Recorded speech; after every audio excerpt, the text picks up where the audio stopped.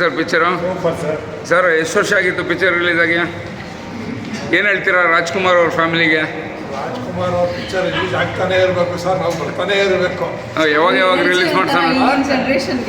ಎಲ್ಲ ಮಾಡಿಸಿ ಸರ್, ದಾರಿ ತಪ್ಪಿದ ಮಗ ಮಾಡಿಸಿ, ಭಕ್ತ ಪ್ರಹ್ಲಾದ ಮಾಡಿಸಿ, ಶಂಕರ್ ಗುರು ಮಾಡಿಸಿ, ಎಲ್ಲ ಪಿಕ್ಚರ್ಗೂ ಬರ್ತೀವಿ. ಅಣ್ಣವ್ರದ್ದು ಯಾವುದೇ ಮಾಡಿದ್ರು ಬಂದೇ ಬರ್ತೀವಿ. ಅಣ್ಣವ್ರೆ ಇನ್ನು 10 ವರ್ಷ ಹೋದ್ರು ಹೇಳಿ ಸರ್. ಏನು ಹೇಳೋಕ್ಕೆ ಗಂಟ್ಲಿಲ್ಲ ಸರ್, ನಮ್ಮದು ಹೋಗ್ಬಿಟ್ಟಿಲ್ಲ. ಯಾವ ಪಿಕ್ಚರ್ಗೂ ನಾನೊಂದು 1,500-2,000 ಮೂವಿ ನೋಡಬೇಕೇನೋ. ಎಲ್ಲ ಪಿಕ್ಚರ್ಗಳನ್ನ ಸೇರಿ ಯಾವ ಮೂವಿಗೂ ನಾನು ಇಷ್ಟು ವಿಷಯ ನೋಡಿದಿಲ್ಲ. ಎಷ್ಟು ಧ್ವನಿನೇ ಹೊರಟೋಗ್ಬಿಟ್ಟಿದೆ ನನಗೆ, ಮಾತಾಡ್ಬೇಕಂತ ಧ್ವನಿನೂ ಬರ್ತಿಲ್ಲ. Thank you.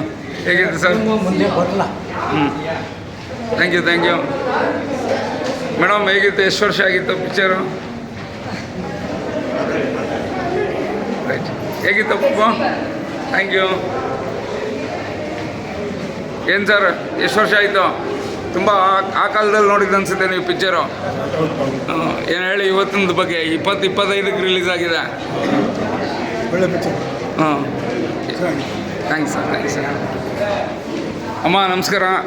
ಹೇಗಿತ್ತು ಪಿಕ್ಚರು?